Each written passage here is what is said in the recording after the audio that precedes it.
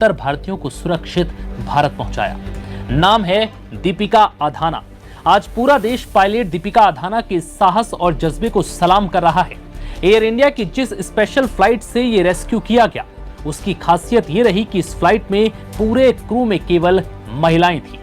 इस रेस्क्यू से पहले जब महिला पायलट दीपिका अधाना को यह जानकारी दी गई कि आपको वॉर जोन से भारतीयों को निकालना है, तो उन्होंने ऐसे हालातों में पीछे हटने के बजाय अपने फर्ज को निभाने की बात कही और फिर सबसे पहले अपने परिवार से बात की। इस बातचीत का कुछ हिस्सा यकीनन उस परिवार के लिए सुनना बड़ा भारी रहा होगा, जब पायलट दीपिका अधाना ने अपनी मां और चाचा से कहा कि आखिरी बार देख लो, फिर शायद मैं ना दिखूं। लेकिन सलाम है उस परिवार को जिसने पूरी हिम्मत दिखाते हुए अपनी बेटी का हौसला बढ़ाया और उसे इस मिशन के लिए पूरी हिम्मत के साथ आगे बढ़ने को कहा। पायलट दीपिका अधाना ने बताया कि उन्हें अचानक 6 मार्च की सुबह यूएई जाने का आदेश मिला। हालांकि इस फ्लाइट में पहले उनकी एक पायलट दोस्त जाने वाली थी, लेकिन उड़ान के करीब 2 घंटे पहले उन्हें निर्देश मिला कि अब उन्हें इस मिशन का हिस्सा बनना है, जिसके बाद वो तुरंत अपनी टीम के साथ तैयार होकर मिशन के लिए निकल पड़े। इस फ्लाइट में कैप्टन जसविंदर कौर, पायलट दीपिका अधाना और 4 महिला क्रू मेंबर शामिल थी। युद्ध जैसे हालातों के कारण सभी के मन में थोड़ी चिंताएं थी, लेकिन उन्हें भरोसा दिलाया गया कि सुरक्षा के पूरे इंतजाम किए गए हैं और इसी भरोसे के साथ टीम ने पूरी हिम्मत के साथ उड़ान भरी। दोपहर करीब 2 बजे एयर इंडिया की फ्लाइट ने रास अल खीमाह एयरपोर्ट पर सुरक्षित लैंडिंग की। दीपिका ने बताया कि वहां लोगों की संख्या सामान्य दिनों की तुलना में कम थी और वहां किसी प्रकार की घबराहट और अफरा तफरी नहीं थी। पूरे रेस्क्यू की तैयारी पहले ही कर ली गई थी और फिर करीब 1 घंटे बाद 169 भारतीयों को विमान में बैठाया गया। पूरी तैयारी के बाद दोपहर करीब 3:30 बजे फ्लाइट ने दिल्ली के लिए उड़ान भरी। जानकारी के मुताबिक तभी एक पल ऐसा भी आया जब एयर ट्रैफिक कंट्रोल से संपर्क टूट गया। इस दौरान कुछ पल के लिए चिंता का माहौल हो गया। हालांकि थोड़ी देर बाद सब ठीक हो गया और विमान ने सुरक्षित तरीके से अपनी यात्रा की। पायलट दीपिका ने बताया कि जब विमान इंदिरा गांधी इंटरनेशनल एयरपोर्ट पर पहुंचा तो यात्रियों ने राहत की सांस ली। सबके चेहरे पर खुशी साफ झलक रही थी। खुशी इस बात की थी कि वो अपने देश सुरक्षित आ गए। सभी यात्रियों ने पायलट और क्रू मेंबर्स का भी शुक्रिया अदा किया, जिसके बाद दीपिका ने यह पूरा वाकया साझा किया।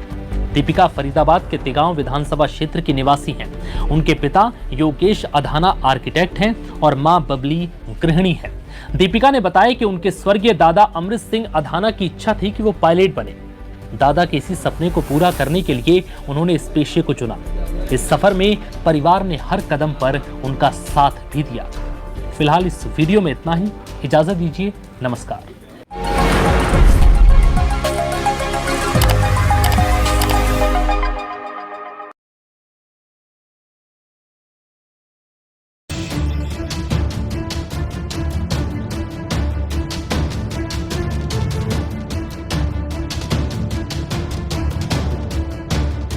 दुबई पर ईरान ने एक बड़ा हमला बोला है और रात के अंदर जिस तरीके से दुबई में हमला हुआ है, साफ तौर पर आग की लपटें वो आसमान की तरफ जाती हुई दिखाई दी और फिर उसके बाद में ऑपरेशनल जो भी एयरपोर्ट के ऊपर काम हो रहा था उस सबको रोक दिया गया, यानी फ्लाइट्स वगैरह सब कुछ रोक दी गई। खबर यह भी है कि दुबई ने 25 लोगों को गिरफ्तार कर लिया है। ईरान की नई मिसाइलें वो कहर बरपा रही हैं और इन मिसाइलों को पकड़ पाना अमेरिका के लिए, इजराइल के लिए वो भी मुश्किल काम है। और सबसे बड़ी बात यह है कि आज जब 17वां दिन है इस युद्ध का और 17वें दिन मैं आपको यह खबर बता रहा हूं कि वो देश जिसके सुप्रीम लीडर को मारा गया, उसके बावजूद उस देश के तर्कस में बहुत कुछ है और वो नई नई चीजें निकाल करके ला रहा है। एक बहुत बड़ी खबर यह भी थी और कल हमने इस पर चर्चा की थी कि नेतन्याहू के मारे जाने की जगह जगह पर अफवाहें उड़ रही थी। उसके बाद में पीएमओ की तरफ से स्पष्टीकरण सामने आया, लेकिन उस सबके बावजूद नेतन्याहू को सामने आना पड़ा और नेतन्याहू सामने आए और सामने आकर के कहने लगे कि देखो कितनी उंगली है, ये बताने लगे। अब इस पर भी बात करेंगे कि आखिरकार कोई प्रधानमंत्री, किसी देश का प्रधानमंत्री इतनी छोटी सी बात पर अगर रिएक्ट कर रहा है तो इसका मतलब क्या है।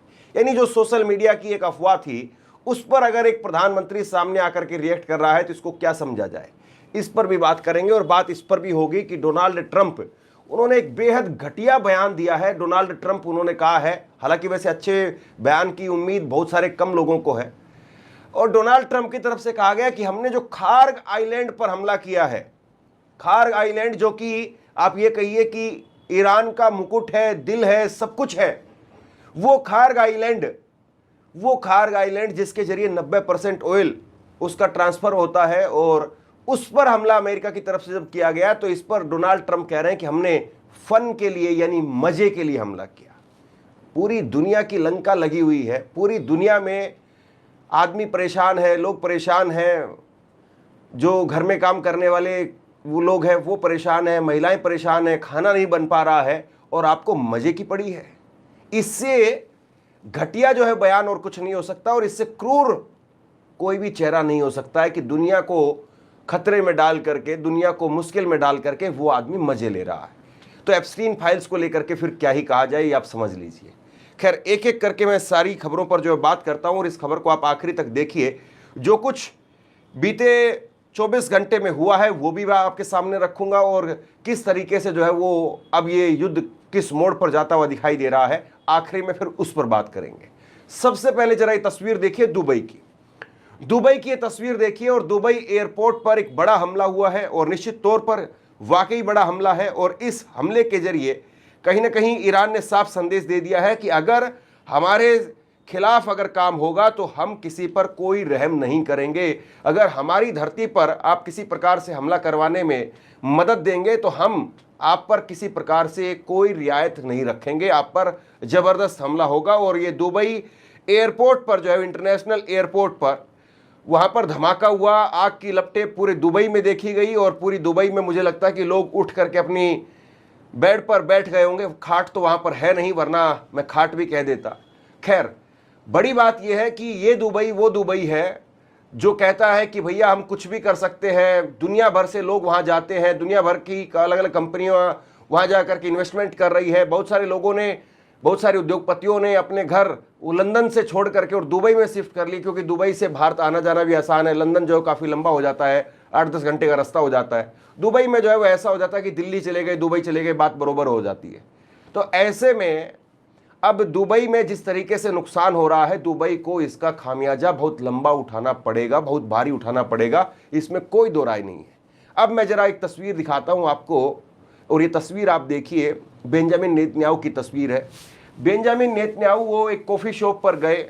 हालांकि इस तरह की जितनी विजिट होती है वो पूरी तरह से पहले रेकी की जाती है, कहीं ऐसा ना हो कि कोई कॉफ़ी शॉप वाला वो उठा करके मार दे बेंजामिन नेतन्याहू को कि हमारे यहाँ पर बुरी तरह से स्थिति हो गई है और तुम यहाँ पर मजे ले रहे हो। तो इसलिए पहले ऐसी घटनाएं रेकी की जाती है, फिर उसके बाद में जो है वो कोई भी नेता जाता है। और बेंजामिन नेतन्याहू यहाँ इस कॉफ़ी शॉप पर आप जो देख रहे हैं, कॉफ़ी पीने के लिए गए थे, और वो अपनी उंगलियां दिखा रहे हैं। वो अपनी उंगलियां दिखा रहे हैं कि देखो भाई, मेरी 5 उंगली है, मेरी 5 उंगली है। ये दरअसल जो अफवाह उड़ी थी वो सोशल मीडिया पर उड़ी थी, और कल हमने इस पर खबर भी की थी बाकायदा कि एक अफवाह उड़ी है। और मैंने कल इस बात को कहा भी था कि चटकारे लेने वाले लोग सिर्फ जो है वो चटकारे ले रहे हैं। ये खबर तो परसों से थी, लेकिन मैंने इस खबर पर कभी चर्चा ही नहीं की, क्योंकि ऐसी खबरें जहां पर केवल चटकारे लेने के लिए खबर बनाई जाए तो उस खबर पर बात करना वो ठीक नहीं होता है। अपने दर्शकों को गुमराह करना, अपने जमीर को बेच करके खबर बनाना वो बेकार की बात है। तो वैसा काम हम नहीं करते हैं, और जब तक किसी बात को लेकर के पुष्टि ना हो जाए तब तक जो है खबर पर बात नहीं होनी चाहिए। और इसीलिए कल जब इजराइल के प्रधानमंत्री कार्यालय की तरफ से इस बात पर टिप्पणी की गई, तब हमने सिर्फ इस खबर को छुआ था, और उसमें ईरान की तरफ से भी जो है वो पलटवार आया था। ईरान ने भी कहा था कि अगर वो जिंदा भी है तो हम उसे ढूंढ करके मारेंगे, वो बच्चों का हत्यारा है, उसे ढूंढ करके मारा जाएगा।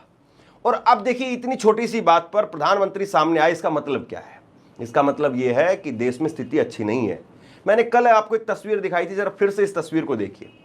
ये तस्वीर क्या कहती है? ये तस्वीर ये बताती है कि अब बहुत बड़ी संख्या में इजराइल के अंदर लोग सड़कों पर उतरने लगे हैं। पुलिस के साथ में धक्का मुक्की जो है होती हुई दिखाई दे रही है। और ये जो आक्रोश है, ये जो गुस्सा है लोगों का, ये निरंतर लगातार बढ़ता जा रहा है। गुस्सा दरअसल इस बात का है कि भाई, इतना पैसा, इतना सब कुछ देने के बाद में भी हमें क्या मिल रहा है? हमें मौत मिल रही है, हमें ये मिल रहा है कि हमें ऊपर से मिसाइलें, ड्रोन वो बरस रहे हैं।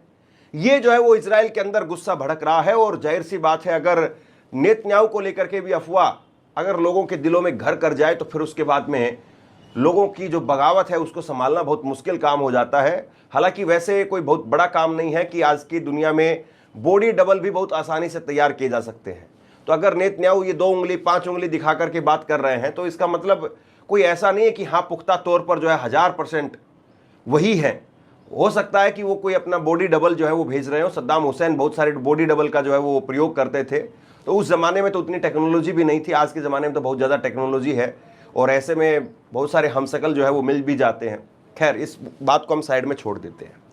अब जरा ये बयान देखिए आप, और ये बयान है डोनाल्ड ट्रंप का, और डोनाल्ड ट्रंप का इससे वाहियात बयान नहीं हो सकता है। और दुनिया देख ले कि डोनाल्ड ट्रंप जो दुनिया को ये बताते हैं कि मैं महाशक्तिशाली देश का राष्ट्रपति हूं, मुझसे डरो, ये आदमी कितना छोटा है। इस आदमी का दिल जो है वो कितना घृणा से भरा हुआ है। ये आदमी दूसरों को दुख दे करके मजे लेता है। ये डोनाल्ड ट्रंप को बताना चाहिए कि दुनिया को दुख दे करके उसको मजे कैसे आ रहे हैं। इस युद्ध की शुरुआत ईरान ने नहीं की। मैं कोई ईरान का प्रवक्ता नहीं हूं, लेकिन सवाल यह है कि गलत को गलत तो कम से कम कहा ही जाएगा। और डोनाल्ड ट्रंप धमकियां दे रहे पत्रकारों को, वो कह रहे हैं कि लाइसेंस रद्द करवा देंगे, उस पर भी हम बात करेंगे। लेकिन डोनाल्ड ट्रंप के इस बयान के मायने क्या है? डोनाल्ड ट्रंप वो कह रहे हैं कि हमने खार्ग आइलैंड पर जो हमला किया वो मजे के लिए किया।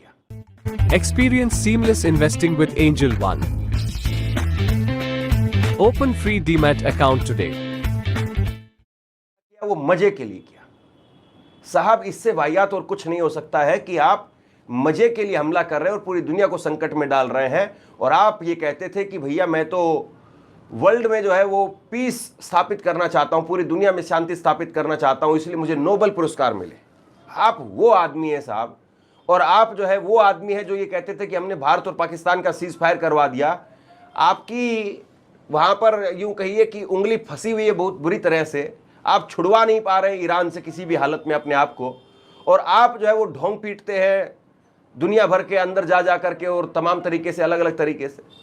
तो ये ट्रंप जो है पूरी तरह से एक्सपोज हो चुके हैं, पूरी दुनिया के सामने एक्सपोज हो चुके हैं। अमेरिका में बहुत भयंकर तरीके से उनकी रेटिंग गिरी हुई है, और इतनी रेटिंग गिरी है कि किसी अमेरिकी राष्ट्रपति की इतनी रेटिंग नहीं गिरी जितनी रेटिंग डोनाल्ड ट्रंप की गिरी है। और दूसरी बड़ी बात यह है कि इसी बयान में वो क्या कहते हैं, इसी बयान में वो कहते हैं कि आगे हम और हमले करेंगे फन के लिए। याद करिए, इन्होंने 2 दिन पहले एक और बयान दिया था। इन्होंने कहा था कि मैंने अमेरिका के अधिकारियों से पूछा कि भाई तुम जहाज को पकड़ते क्यों नहीं हो, उनको डुबो क्यों देते हो। तो अमेरिकी अधिकारियों ने कहा था कि साहब डुबोने में मजा आता है। दरअसल वो भी अधिकारियों ने नहीं कहा था, वो भी खुराफात और वो भी खुराफाती बयान वो डोनाल्ड ट्रंप का ही था। कोई भी सैनिक, कोई भी अधिकारी जो जंग में है, वो सामने वाले सैनिक का एहतराम करता है, उसकी इज्जत करता है, उसको नवाजता है। युद्ध है, आमने सामने लड़ रहे हैं, एक दूसरे पर वार पलटवार हो रहा है, लेकिन सैनिक सैनिक होता है। वो अमेरिकी सैनिक हो, ईरान का सैनिक हो, इजराइल का सैनिक हो, सैनिक सैनिक है। और सैनिक सैनिक में फर्क नहीं हो सकता है। वो अपने अपने देश के लिए बहादुरी से लड़ रहे हैं, उनका सम्मान होना चाहिए। लेकिन आप कह रहे हैं कि हम और हमले करेंगे, फन के लिए हमले करेंगे, ये डोनाल्ड ट्रंप की तरफ से कहा जा रहा है। अब एक बयान मैं आपको दिखाता हूं जो कि ईरान की सेना की तरफ से एक बयान जारी किया गया है, जिसमें कहा गया है ईरान की तरफ से कि IRGC का ये दावा है, जिसमें उन्होंने कहा है कि हमने 200 दुश्मनों के रणनीतिक पॉइंट्स पर, जगहों पर, 200 जगह पर हमने हमले किए हैं, और इसमें हमने 4 थार्ड मिसाइल डिफेंस सिस्टम वो नष्ट कर दिए हैं। ये IRGC की तरफ से कहा गया है। और आप याद करिए, मैंने आपको परसों खबर दिखाई थी कि जापान के समुद्र से 5 थार्ड सिस्टम अमेरिका ने मंगवाए हैं मिडिल ईस्ट के लिए, और इसीलिए वहां पर थार्ड सिस्टम कम हो गए, और किम जोंग उन ने उठा करके मिसाइल मार करके चेक कर लिया कि हाँ वाकई थार्ड सिस्टम कम भी है। यानी सब कुछ जो है वो ईरान तक पहुंच रहा है, सारी खबरें ईरान तक पहुंच रही है। तो 4 थार्ड सिस्टम डिफेंस सिस्टम जो है वो नष्ट कर दिए हैं। युद्ध से दुश्मन को लगभग 1.5 बिलियन डॉलर प्रतिदिन नुकसान हो रहा है। रोजाना 1.5 बिलियन डॉलर का नुकसान अमेरिका और इजराइल को हो रहा है। इसमें से ज्यादा नुकसान अमेरिका का भी है। 18 जहाजों और तेल टैंकरों को निशाना बनाया गया है। ये जो है वो अभी तक IRGC ने अपना एक खाका पेश किया है कि हम कितना नुकसान जो है दुश्मन का कर चुके हैं। अब देखिए, 25 लोगों की गिरफ्तारी खबर सामने आई है, वो भी मैंने आपको कहा था दुबई के अंदर। और मैं बार बार इस बात को कह रहा हूं कि जो भी दुबई में